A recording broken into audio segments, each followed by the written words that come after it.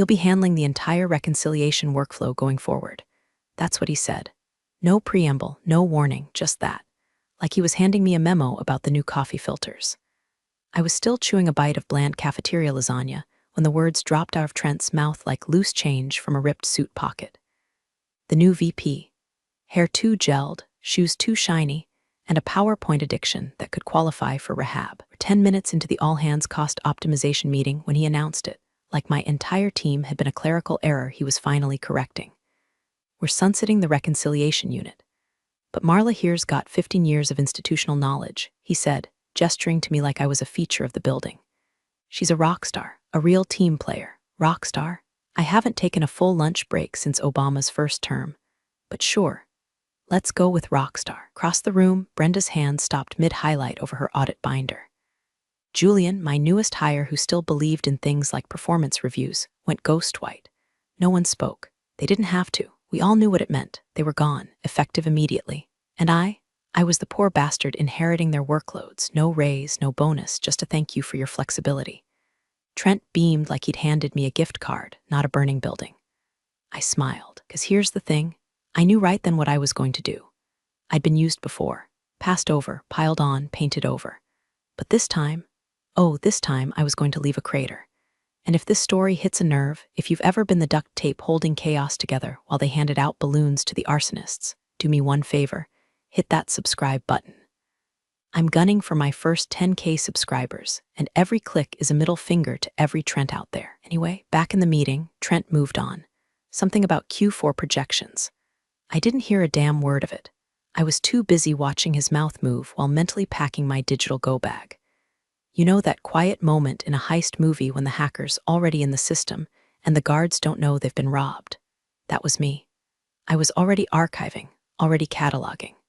They thought they were saving money. What they were really doing was detonating the only person who knew how the money worked. I had every audit report from the last 10 years, custom templates, macros, red flag protocols, vendor history footnotes buried deeper than Jimmy Hoffa. My team didn't just balance books. We played financial triage on a quarterly basis to make sure these clowns didn't get torched by the IRS or faceplint during investor reviews. Now, I was alone. With everything. I kept smiling. Trent kept talking. The room stayed frozen in that surreal, too-quiet office tension, the kind that buzzes behind your teeth like an oncoming migraine. He wrapped the meeting with a nauseating, "Let's keep pushing forward," and left like he'd just awarded me a trophy. I stood there a moment longer, watching the Zoom window close, the echo of false praise still ringing in my ears. Then I opened a new document. I titled it, "For When They Panic." Marla showed up Friday morning like nothing had happened. Cardigan pressed, hair twisted up in the same no-nonsense bun she'd worn since 2009, and a travel mug that said #1mom, even though her kids were grown and living in different time zones. She walked past the glassed-in offices, where managers pretended not to notice the carnage they greenlit the day before. No one made eye contact. No one dared. Her desk looked the same. Something fundamental had changed. She booted up her computer, opened the master reconciliation workbook, and hit save as. Not to the shared drive. Not to the finance folder. She named it, Final Binder Personal Copy XLSX, and tucked it deep into a password-locked folder buried in a flash drive she kept under a post-it in her drawer, labeled Holiday Recipes. Trent could walk in with a subpoena, and he'd still be searching by Labor Day. Marla spent the morning documenting everything. Every invoice format, every reconciliation cycle, vendor-specific quirks, who to call when the Oracle system hiccuped and claimed the same $18,000 twice. She wrote like she was preparing for the rapture, and nobody else had a map. She did not tell anyone. They hadn't earned the blueprint. By lunch, she had 37 pages of bulletproof SOPs, peppered with footnotes like "Don't trust Q2 numbers from 2021, the VP manually altered them for optics." And red flag, vendor #1643 always submits padded invoices during audit weeks. Auditors flagged this 3 times. CFO ignored. Little landmines she knew the auditors loved to trip over. Normally, she'd correct them quietly, fix the books, protect the company. But she was done being the invisible cleanup crew. In meetings, she smiled, nodded, wrote things like, "I'll look into it and thanks for the update," even when what she meant was, "You absolute buffoon, you just approved a $42,000 mistake with your initials on it." Trent popped into one of those Friday stand-ups like he was hosting a bake sale. "Hey, Marla, just wanted to check in. How's the transition going? Need anything?" She could have said, "Yes, I need you to go back to whatever marketing think tank spawned you." She didn't. Instead, she gave him the same dead-eyed smile she used for malfunctioning printers and said, "All good. I'm keeping things steady." He nodded like a golden retriever who'd been told he was a good boy. "That's what I like to hear." She watched him walk away and thought about how easily people like him dismissed the groundwork as background noise. The reconciliation team had been the skeleton of this operation, unseen, taken for granted. God help you if it snapped. By Monday, Marla had started a second document. This one was titled, "Questions Auditors Usually Ask DocX," and every time someone forgot to loop her into a vendor adjustment or skipped recon protocol, because we've always done it that way, she logged it. Not to fix it. To remember. She began practicing silence like it was a weapon, nod through meetings while mentally counting the unfiled reports that were supposed to be uploaded weekly. She stopped reminding people, stopped saving them from themselves. It didn't take long to notice. No one else had any idea what her team actually did. Not the cadence, not the tools, not even where the reports lived. Half the files were on her local machine because Brenda didn't trust cloud storage, and the other half required login credentials that expired monthly. No one even knew the password schema. She'd been the failsafe, the firewall, and now she was quietly, meticulously shutting herself off. Marla left the office at 5:01 that evening, her private audit binder zipped up on a flash drive in her purse. She passed Trent in the hallway. He smiled again. She smiled back. But this time, it wasn't fake. It was surgical. Marla had never liked the phrase quiet quitting. It sounded like something the interns posted on TikTok while sipping $7 coffee and filming day in the life reels. What she was doing wasn't quiet. It was symphonic. It started with her calendar. The hours she used to spend checking team output, scrubbing ledger imports, and cleaning up after Trent's spreadsheet tantrums. Those became external stakeholder calls and vendor syncs. That was her code. In reality, she was fielding interviews, Zoom calls during lunch breaks in her car, her blazer slung over her usual cardigan, dashboard fan blowing just enough to keep her from melting under the Ohio sun. "Tell us about a time you resolved a high-pressure financial oversight under tight deadlines," one recruiter asked. Smiling like this was a game show. Marla grinned back. "Just last quarter. Our controller approved a duplicate payout to a vendor who was already flagged for overbilling. I caught it before the check cleared. No one above me even noticed. They nodded like she'd solved world hunger." Inside, Marla felt nothing. Not pride, not joy. Just the cold, methodical relief of someone who knows the fire escape is right where it should be. Back at the office, she began the cleanup. Not for them, for herself. Old Slack threads, gone.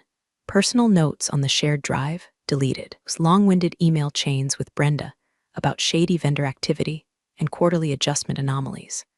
Archived to a personal Gmail, then scrubbed from the company servers. She ghosted herself 1 kilobyte at a time. The thing about being essential is people assume you'll always be there. So no one noticed the trail going cold. No one asked why the Marla folder was suddenly half its size, or why all those macros they depended on now said #ref. Watched them flail politely. Then HR sent the email. Subject, knowledge transfer planning request for discussion. She stared at it for a full 30 seconds. HR had that uniquely soulless tone like they were asking if you could train your replacement with the same cheer as baking brownies for potluck. Marla clicked mark as unread. 2 days later, they followed up. "Just checking to see if you saw our last message. Please let us know a good time to meet." She flagged it. Let it rot. If they wanted knowledge transfer, they could hire a psychic, or maybe try divining the process from the crumbs left behind in her draft folders. Every night now, she walked out of the building exactly at 5:00 p.m. Not 5:01, not 5:06 after answering just one more question from the CFO. 5:00, dead, on. And every time she passed that we're all in this together. Poster in the hallway, wanted to staple her resignation letter to it just for the poetry.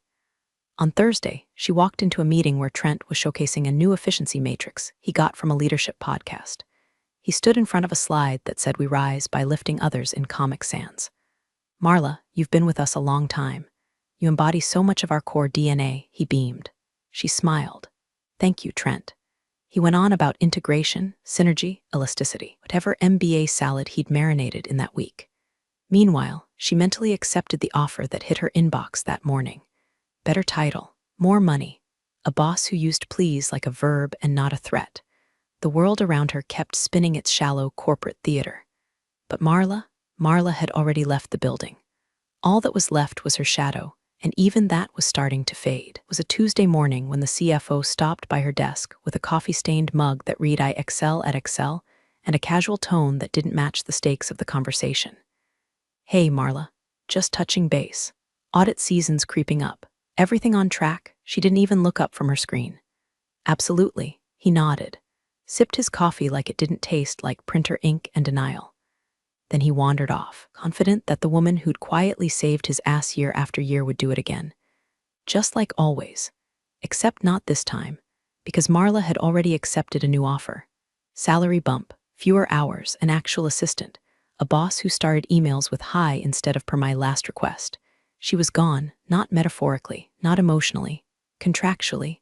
Her last day was exactly 2 days before the audit. Tick, tock. Back on her screen, central audit folder looked fine. Neat, organized, calm like a pond right before it's poisoned. But that folder was a ghost. She hadn't updated the reconciliation logs in over 3 weeks. The vendor summaries, 6 months out of date. And the financial controls checklist, the one auditors usually asked for first, was filled with placeholder text she'd written in a fit of sarcasm. Definitely not where the fraud lives, lol. File alone was worth her entire severance package in karmic value. Of course, her private version was flawless. Updated nightly, stored on a fireproof SSD in her bag, labeled "Not Your Audit V2." She spent her afternoons watching the company float deeper into the fog, completely unaware their compass had already walked out the door in orthopedic flats and a cardigan with loose buttons. They had no idea. The fire was already smoldering beneath them, just hadn't smelled the smoke yet. And Marla? She stood there like a forest spirit, watching it all from a distance, calmly holding a box of matches.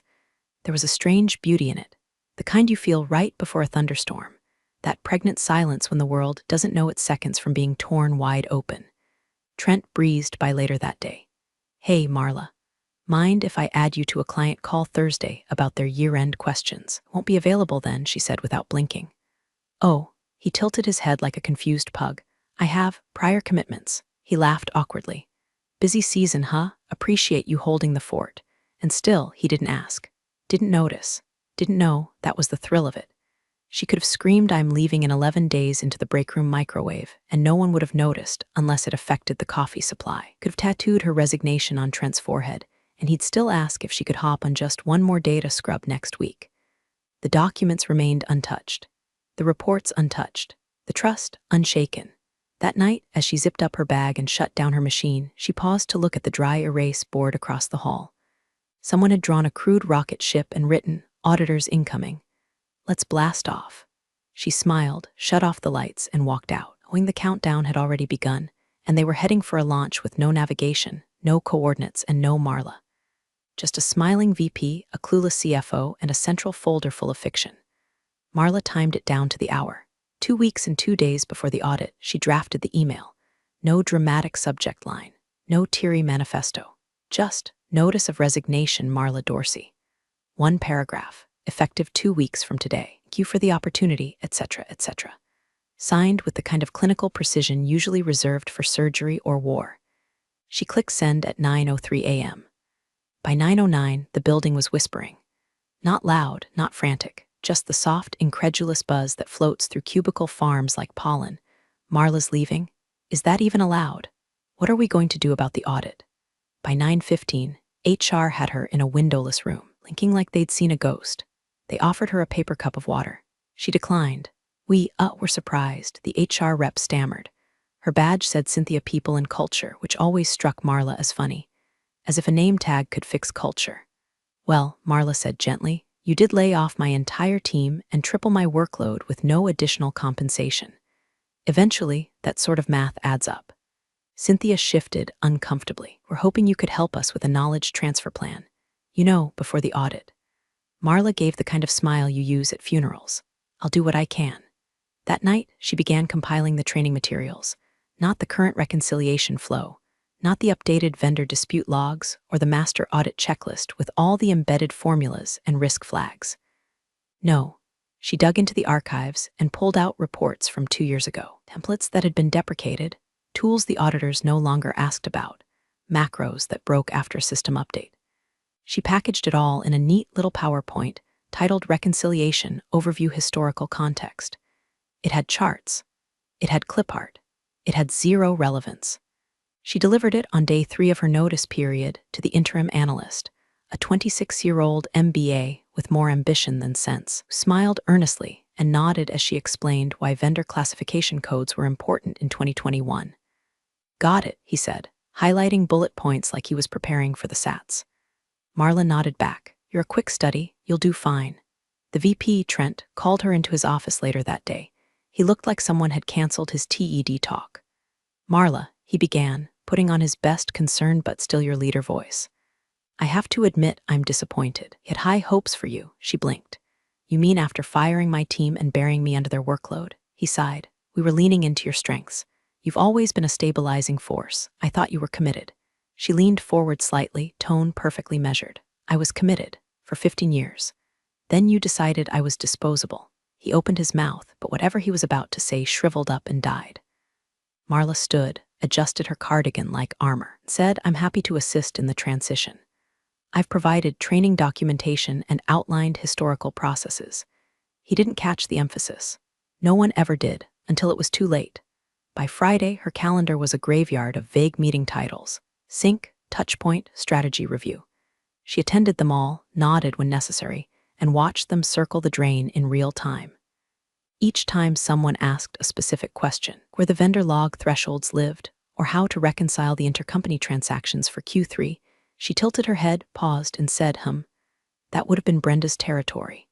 Right, they'd mutter, making notes like Brenda might materialize out of a fog with a USB stick and salvation. Marla had never felt lighter. She slept better, drank her coffee slower. She even started parking in the visitor lot out of spite, daring someone to say something. At night, she rehearsed what she'd say on her final day. Something gracious but sharp. A line that would echo in the building long after she was gone. But that was still 9 days away. Plenty of time left to watch the floorboards creak under their weight, to let the fire spread quietly behind the walls, to smile, offer empty guidance, and walk them lovingly toward the cliff. By the start of her final week, the office smelled like panic, burnt coffee, cheap printer toner, the collective flop sweat of people realizing they trusted the wrong person to stay. Monday's audit prep meeting was called for 9:00 a.m. sharp. Trent insisted on donuts. Marla arrived at 8:57 with a fresh notepad, a pen that didn't work, and a facial expression so neutral it could have passed for Buddhist enlightenment. She took a seat near the door. The conference room was packed.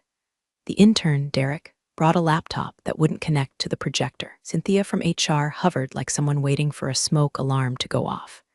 The interim analyst, what was his name, Greg, had printed out 3-month-old reconciliation logs and highlighted them in pink, for reasons unknown to God or finance. Trent clapped his hands. All right, team, let's get aligned. Nobody was aligned. Marla, he said cheerfully, like they were co-hosting a podcast. Can you walk us through the reconciliation file? She tilted her head with the slow grace of a church bell. Which one? He blinked. The Q4 master, she smiled faintly. I didn't upload that version to the drive. I kept it local for data integrity. You know, since version control became a problem last quarter, someone actually gasped. She didn't turn to see who. Trent tried to laugh. Okay, well, let's just use what's there. What was there was a patchwork of broken links, old templates, a spreadsheet that still had Julian's name on it, despite Julian being laid off 5 weeks ago and currently freelancing in Colorado. The screen lit up with chaos, formulas referencing empty cells, tabs labeled use this one, and a red warning bar across the top that read, helpfully, data source unavailable. Trent soldiered on. We can make this work, folks. We've got legacy docs. Let's pivot. Marla watched it unfold the way you'd watch your old house burn down after moving out. A quiet awe. Not sad, not angry, just satisfied. The intern muttered, where's the Q3 variance log? Someone else chimed in, has anyone seen the current vendor dispute list? Greg flipped frantically through his binder of outdated screenshots. I thought Marla went over that last week. Marla, still calm, replied, "That was a training session on 2021 formats. That's not helpful," she shrugged. By 9:26, people were visibly sweating. Trent tugged at his collar. Cynthia tapped on her iPad like she was texting God for a miracle. The best part? No one, not one single person, had thought to check whether this year's documents existed anywhere outside Marla's laptop. And they didn't, because Marla never uploaded them, never promised she would, never even pretended. She'd simply stopped updating the drive. Quietly, months ago. She leaned back slightly in her chair, watched Greg whisper to Trent, watched Trent pretend to nod knowingly, and sipped her lemon water with the serenity of a woman at the end of a very long chess match. It wasn't just that things were falling apart. It was how they were falling apart, slowly, predictably, and with just enough time for everyone to realize the damage was self-inflicted. By noon, Marla was back at her desk, watching emails fly in with subject lines like urgent reconciliation flow. "And can you resend that macro thingy from July?" She didn't answer.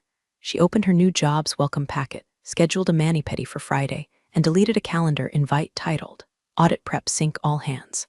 Let them sink. Let them pivot. Let them dig through the rubble, chasing shadows of files that never existed. Marla was done saving them.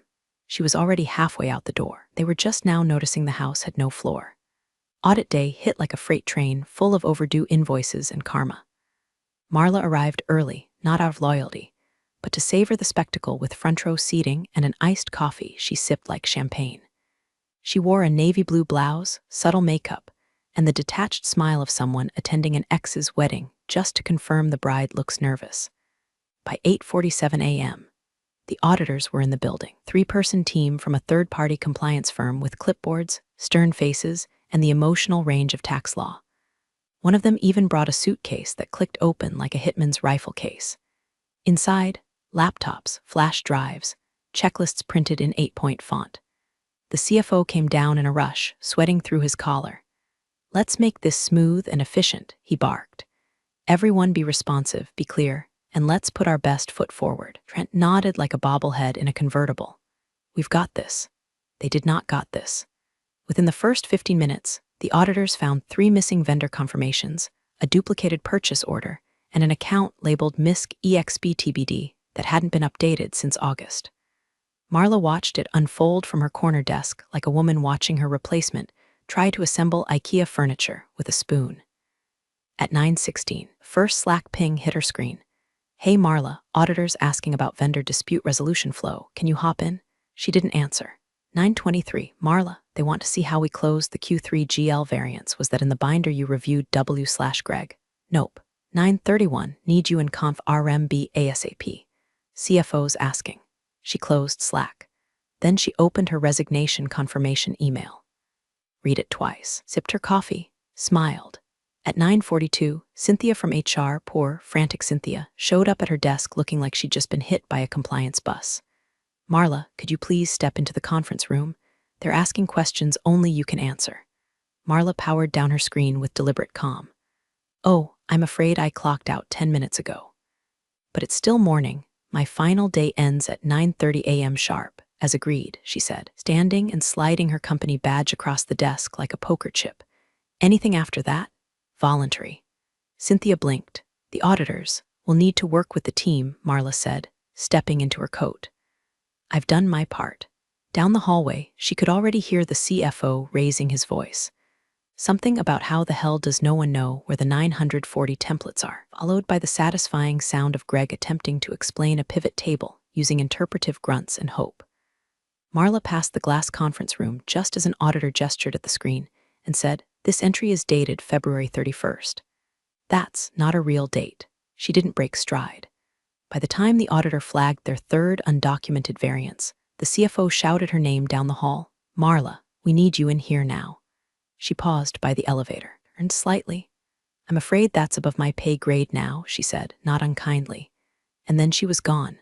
Elevator down, phone off. A breath she didn't know she'd been holding released like steam from a cracked pipe. The world outside had never looked so free. Back upstairs, the company was officially being flagged for operational negligence. Several controls were deemed non-verifiable. Vendor audit trails were marked unsubstantiated. And Trent, man who once used synergy to justify gutting her department, was now flipping through 3-month-old spreadsheets while explaining, "This used to work when Marla was here." But Marla was already in her car, windows down, wind in her hair, listening to Sinatra and humming along like the final credits of a very long, very sweet revenge movie. The audit report dropped like a guillotine. Whispers turned to murmurs. Murmurs turned to boardroom screams. By the end of the week, the entire 5th floor smelled like scorched reputation. 3 days after Marla's departure, the firm's executive Slack lit up like a slot machine on fire. Words like breach, non-compliant, and how the hell did we miss this ricocheted off digital walls. The final report labeled their reconciliation procedures structurally deficient, noted severe gaps in documentation, and with the cold finality of a coroner's signature, recommended an immediate freeze on all external growth initiatives.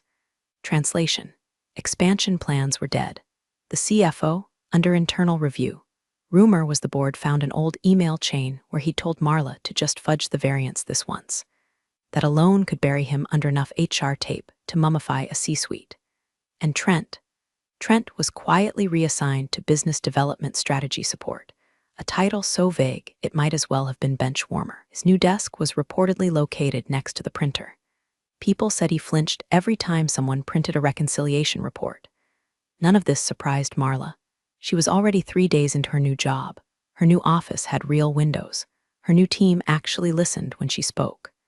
The first meeting she attended, the director said, "We trust your judgment. Build whatever process you think is best." She almost cried.